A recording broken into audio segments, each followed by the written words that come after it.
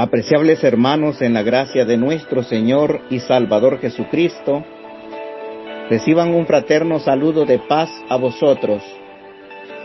En esta oportunidad que nuestro Padre Eterno nos concede, llegamos hasta cada uno de vosotros con la palabra de nuestro Dios y estamos estudiando el libro de Génesis. Y nuestro tema para el día de hoy es Noé y el diluvio, el gran juicio de Dios sobre la tierra. Quisiera, mis estimados hermanos y amigos, que antes de meditar en la palabra de nuestro Dios, hagamos una oración a nuestro Padre Eterno. Acompáñenme.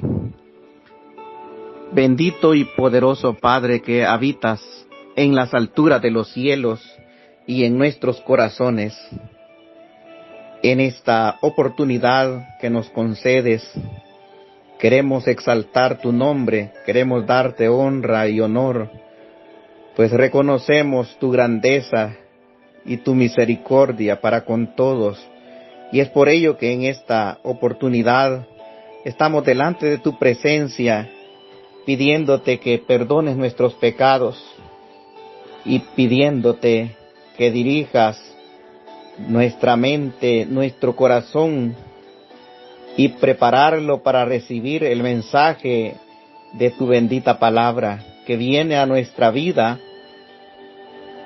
como ese maná espiritual que nos sustenta, que nos fortalece, nos nutre y nos da un crecimiento en lo espiritual.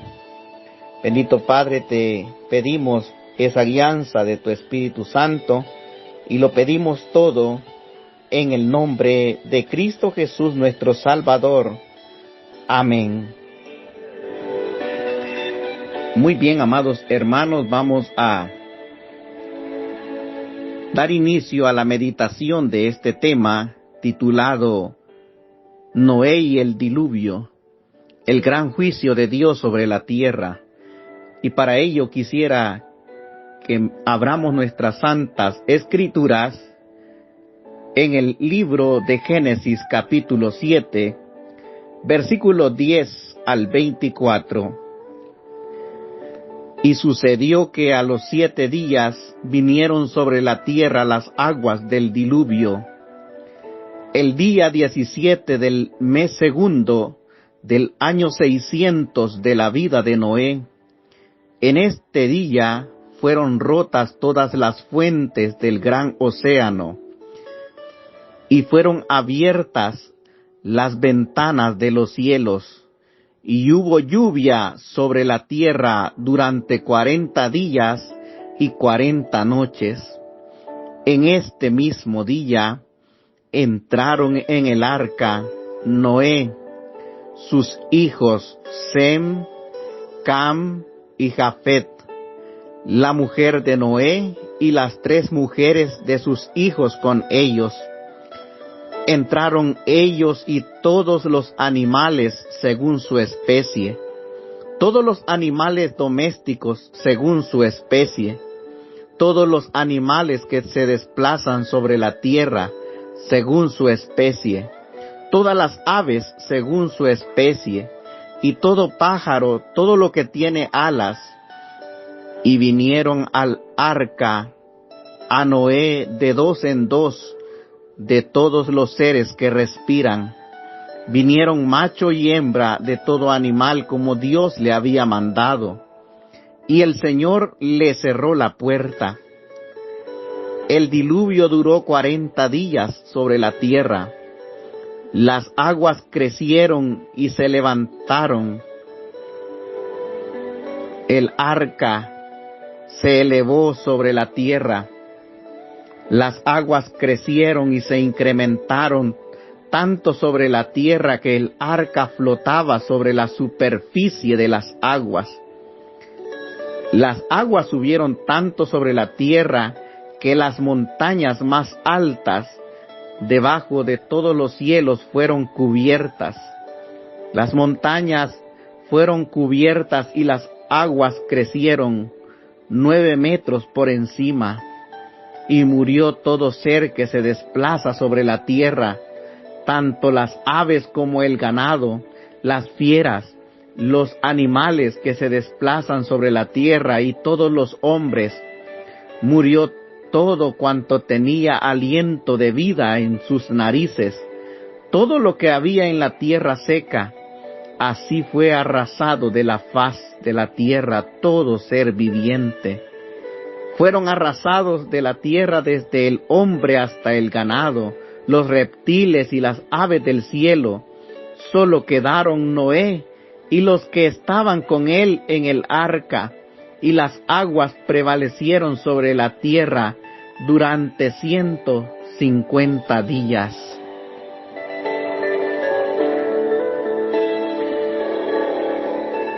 Llegamos a este punto de la historia del Antiguo Testamento, viendo cómo Dios, que es justo, trae juicio sobre el comportamiento pecaminoso, malo e inmoral del ser humano, porque la violencia del hombre era mucha sobre la faz de la tierra, a tal grado que Dios mismo se arrepintió de haber hecho al hombre, y dijo: no contenderá más mi espíritu contra el del hombre, porque ciertamente él es carne, y serán sus días 120 años. Era tanta la maldad que se respiraba, que Dios no iba a permitir que esa maldad siguiera creciendo, y es por ello que trajo aquel diluvio, aquella catástrofe sobre la tierra. Dice la palabra que al 7º día las aguas del diluvio vinieron sobre la tierra. Noé y los animales y su familia tuvieron que esperar 7 días en el arca a que llegara la lluvia.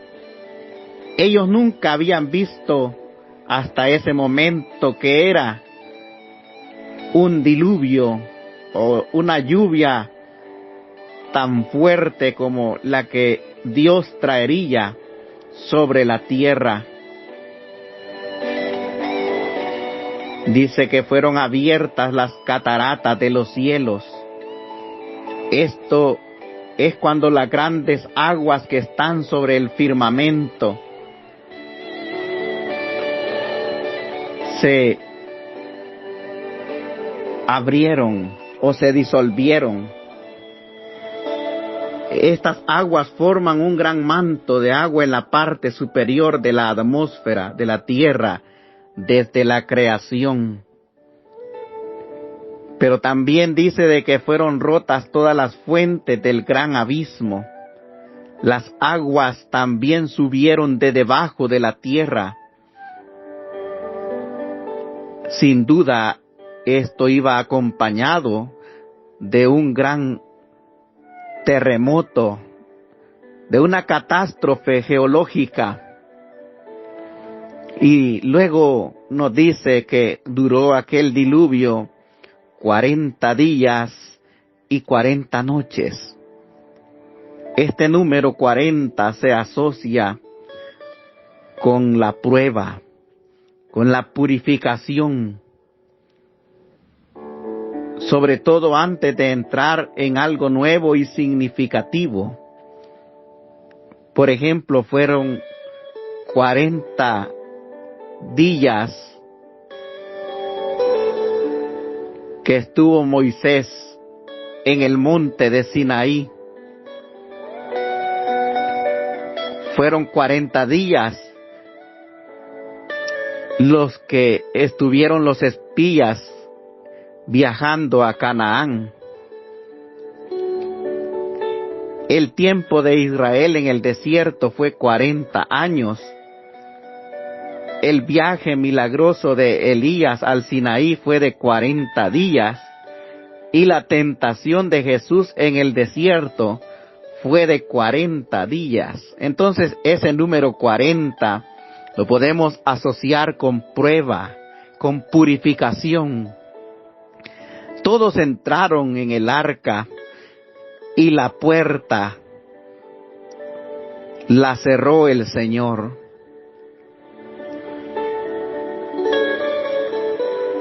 Esta declaración, hermanos, nos hace entender que el Dios de la misericordia y del amor también es un Dios que determina juicio sobre el pecado, y que así como da la oportunidad para el arrepentimiento y el perdón, así también llega un momento en que cierra las puertas. Noé no tuvo que cerrar la puerta a nadie, Dios mismo lo hizo.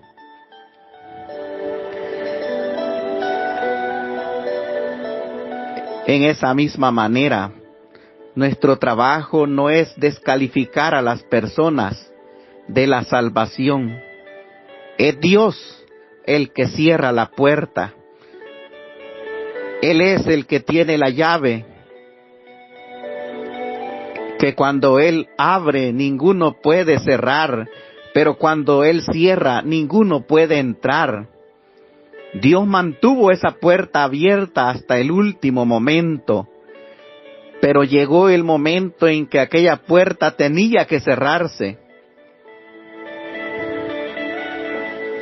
Cuando la puerta está abierta hay oportunidad, pero una vez cerrada, ya nadie la puede abrir.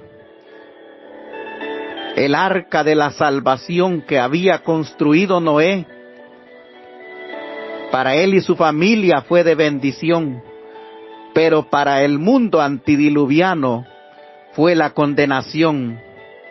No existió una segunda oportunidad para aquellos que se habían burlado, aquellos que no le habían creído a Noé cuando estaba construyendo aquel arca, porque la construía lejos del mar y donde nunca se había visto una torrencial lluvia como la que estaba diciendo Dios a través de Noé que vendría sobre la tierra. El diluvio dice que duró 40 días y que las aguas crecieron y se alzaron sobre el arca. Y el arca comenzó a flotar por encima de las grandes montañas, y todo ser viviente comenzó a morir. La descripción de esta inundación es tan completa y específica que es imposible conciliar una inundación local con el registro bíblico.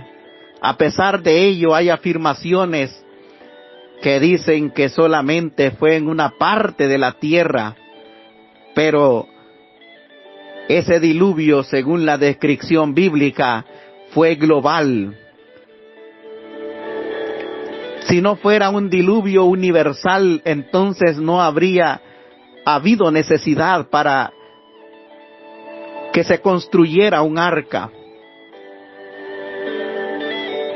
Entonces la promesa de Dios de no volver a poner una inundación sería falsa. Si esto fuera solo un diluvio local, la Biblia estaría equivocada cuando se rastrea a través de la historia de la humanidad. Y hay otras culturas que también hablan acerca del diluvio que existió en la tierra.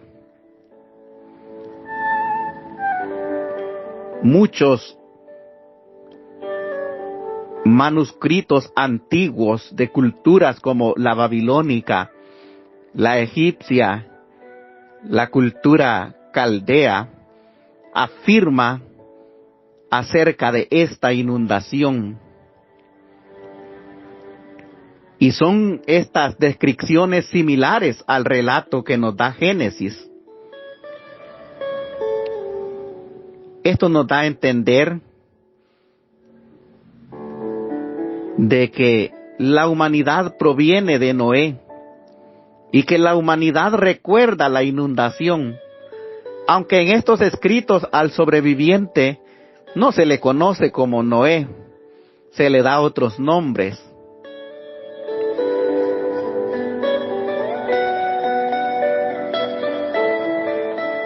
De más de 200 culturas que tienen su propia historia de la inundación, hay aspectos que son comunes en los relatos. El 88% de estos escritos, aunque provienen de culturas diferentes, dicen que hubo una familia favorecida. Un 70% coinciden de que la supervivencia se debió a la construcción de una embarcación. El 95% dice que la única causa de la catástrofe fue la inundación. Un 66% dice que el desastre se debió a la maldad del hombre. También los escritos coinciden que hubieron animales que sobrevivieron. Y también coinciden de que los sobrevivientes terminaron en una montaña a donde asentó el barco.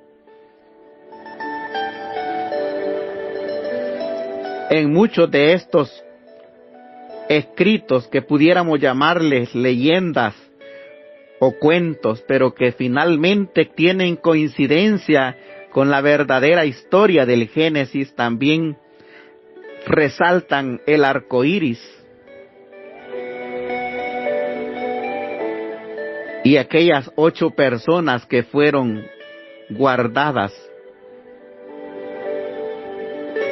por el poder de Dios.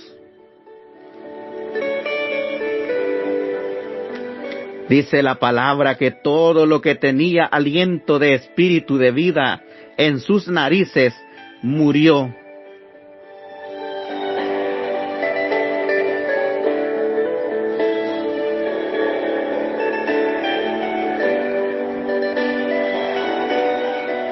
Génesis 7:24 nos dice de que la inundación duró 150 días. Algunos sugieren que Dios puso a algunos o a muchos de estos animales en un período de hibernación durante ese período, lo que significa que menos alimento, menos espacio y menos control de daño fue necesario. Hoy en día Dios provee a muchos animales un instinto increíble para la hibernación. No sería difícil para Él impartir milagrosamente un instinto único para estos animales en particular.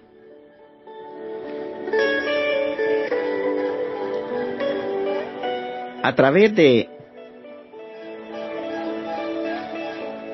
el estudio del diluvio, nosotros podemos concluir de que Dios es un Dios justo.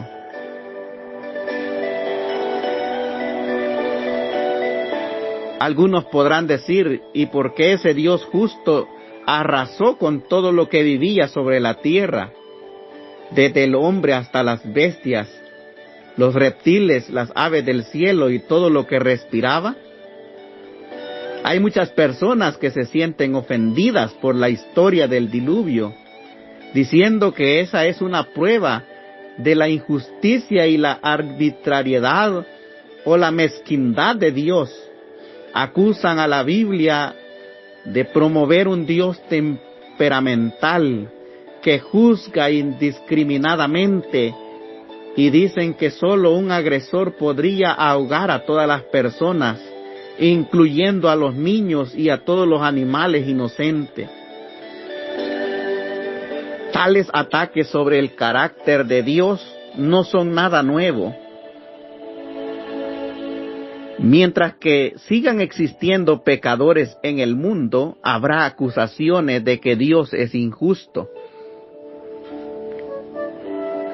Consideremos el cambio sutil cuando Adán culpó a otros. Cuando se le preguntó por qué comió del fruto prohibido, Adán dijo: la mujer que me diste por compañera me dio del árbol y yo comí. Es decir, la culpa fue de la mujer y fue también de Dios por habérsela dado, según Adán. Aunque culpar a Dios no mitigó el pecado de Adán,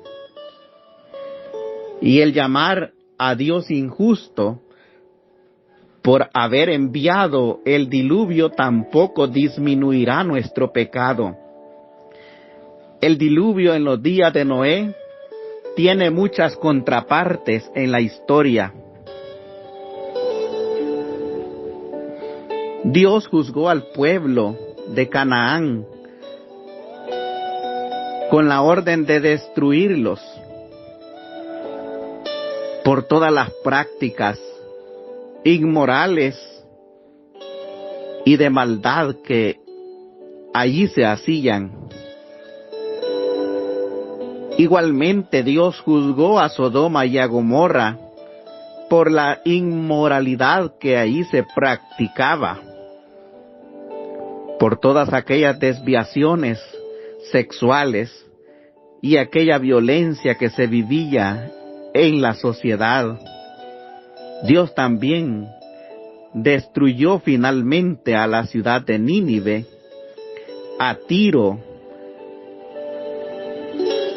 y otras naciones, y al final de los tiempos también llevará a cabo lo que se conoce como el juicio final, en el que todos los impíos serán arrojados al lago de fuego y azufre.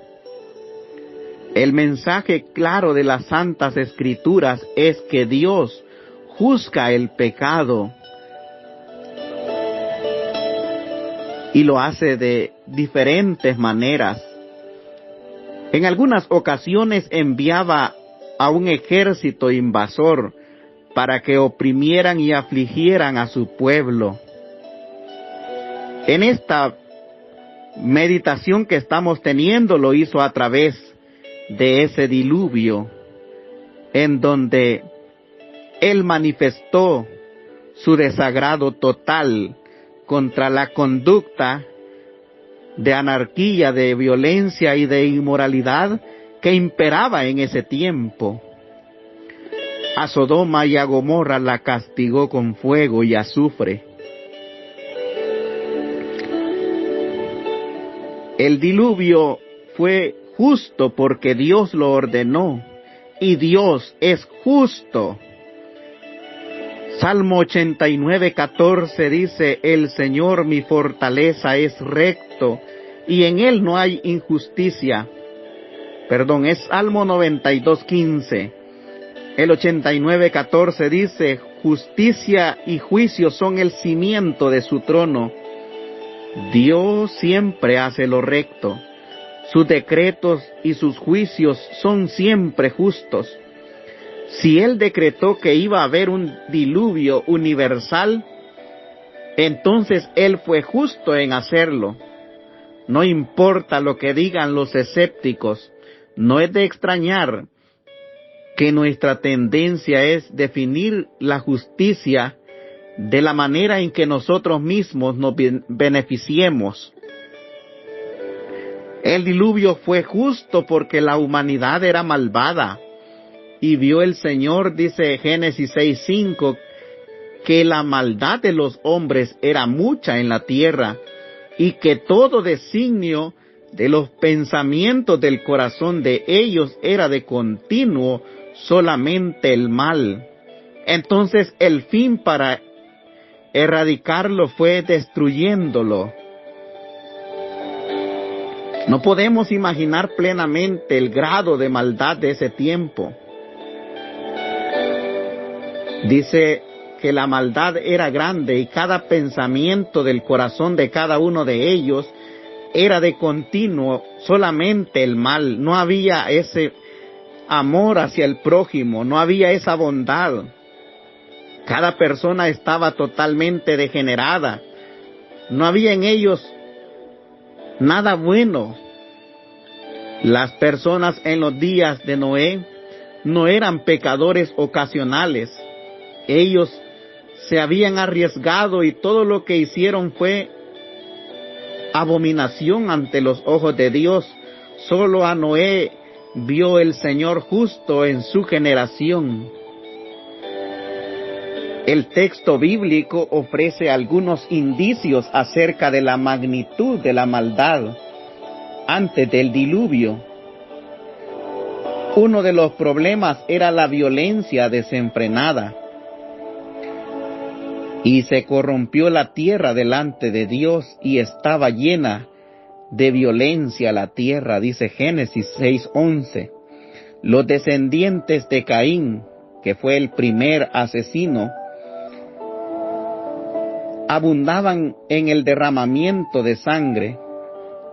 Otra maldad entre los antidiluvianos es también la mezcla entre los hijos de Dios y las hijas de los hombres. ¿Quiénes eran los hijos de Dios? Era la descendencia de Set. Y los hijos de los hombres eran la descendencia de Caín. Algunos dicen de que estos hijos de Dios se refieren a ángeles caídos y los llaman Nefelim. Pero la Biblia nos dice que los ángeles no se casan ni se dan en casamiento porque son asexuales y no pueden pecar. Cuando habla de los hijos de Dios que se juntaron con las hijas de los hombres, está hablando de aquella descendencia de Set, que era la descendencia bendecida por Dios. Comenzó a mezclarse con la malvada descendencia de Caín. Y esto hizo de que el resultado de aquella mezcla trajera a hijos violentos, agresivos, de tal manera que Dios mismo dice que se arrepintió de haber hecho al hombre y le dolió en su corazón. Y algunos dirán, pero ¿qué hay de aquellos niños que se ahogaron? El pecado, amados hermanos, afecta a toda la sociedad, no solo a aquellos que intencionalmente participan en la maldad. Cuando una sociedad pierde sus valores, pierde el temor a Dios y promueve la inmoralidad, el aborto, la homosexualidad y todas aquellas cosas que son abominación a Jehová, el resultado es que no solamente ellos van a sufrir las consecuencias, sino que también sus hijos. Y en el caso de la degeneración que había en los días de Noé, la violencia y todas esas prácticas que habían hecho que Dios se llenara de ira, también trajo como consecuencia ese diluvio sobre ellos y sobre sus hijos. Recordemos que Romanos 6:23 dice que la paga del pecado es muerte. No nos sorprende que Dios arrasó con la población mundial por medio del diluvio. Debiéramos estar sorprendidos de que Él no nos ha hecho algo parecido a nosotros, los pecadores. Y es porque su misericordia es grande. Y es por esa misericordia que no hemos sido consumidos.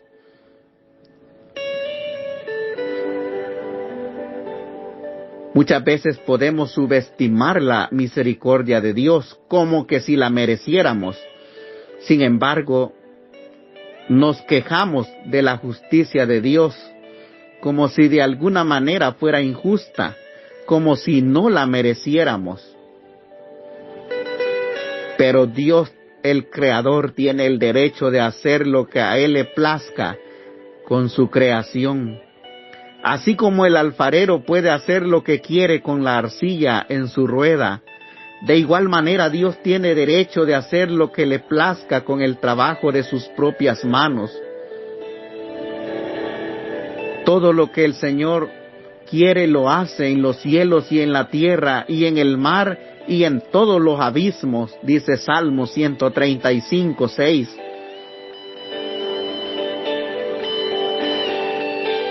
Aquí está la parte más asombrosa que quiero mencionarles, y es que Noé halló gracia ante los ojos de Jehová. La gracia de Dios se extendió a su creación dañada y manchada por el pecado y preservó a un hombre y a su familia. Y al hacerlo, Dios también preservó a toda la raza humana a través del linaje piadoso de Set. Y al traer los animales al arca, también Dios conservó el resto de su creación. Por lo tanto, el juicio de Dios no fue una aniquilación total, sino un reinicio. El juicio de Dios en el tiempo de Noé estuvo acompañada de la gracia, de la misericordia y la piedad de nuestro Dios, que es tardo para la ira y grande en misericordia y verdad, que guarda esa misericordia a millares, que perdona la iniquidad, la rebelión y el pecado, y que de ningún modo tendrá por inocente al malvado. Esto lo dice Éxodo 34:6-7. Dios preferiría que el impío se arrepienta y viva. Dios retardó el juicio sobre los amorreos durante 400 años. Dios habría salvado a Sodoma incluso por causa de 10 personas justas que habitaran allí. Pero finalmente su juicio debía venir. Dios levantó a Noé, que fue pregonero de justicia. Mientras se construía aquel barco, aquella arca, Noé también predicaba, pero era como una voz en el desierto. Nadie le prestaba atención, nadie le daba importancia a su mensaje. Hasta el día en que Noé y su familia entró en el arca y comenzó a llover, allí posiblemente vinieron aquellos recuerdos a las mentes de aquellas personas. Quizás algunos dijeron: si tan solo le hubiéramos hecho caso a Noé, si tan solo le hubiéramos ayudado a construir el arca. Pero ya era demasiado tarde. Muchas personas hoy en día también escuchan el mensaje de salvación y endurecen su corazón como el pedernal.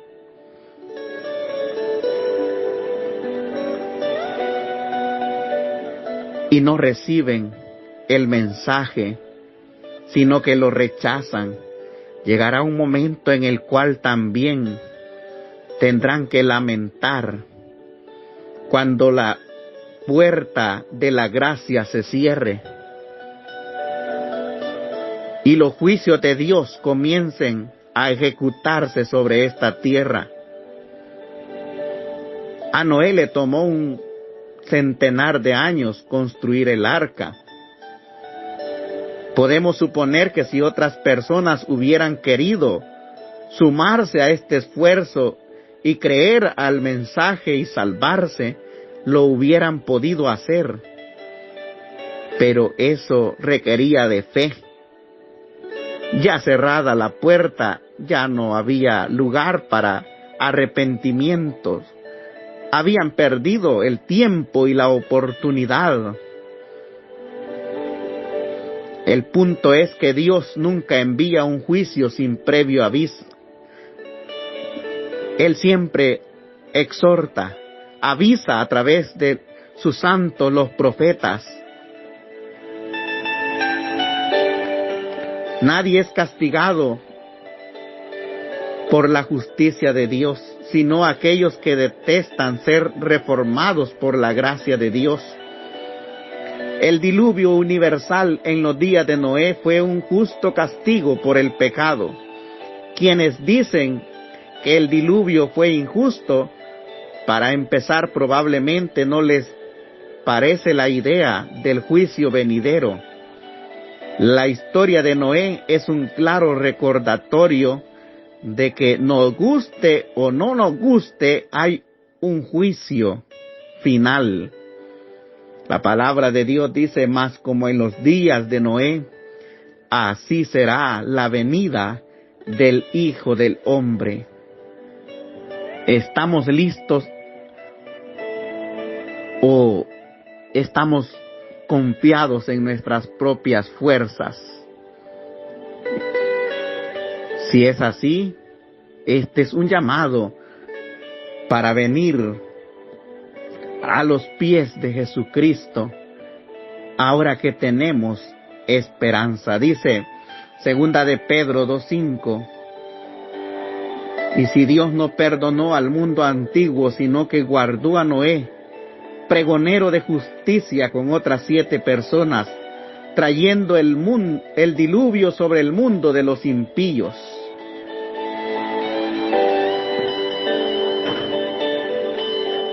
Por la fe en Dios, Noé resultó beneficiado, él y su familia, de aquella gran salvación.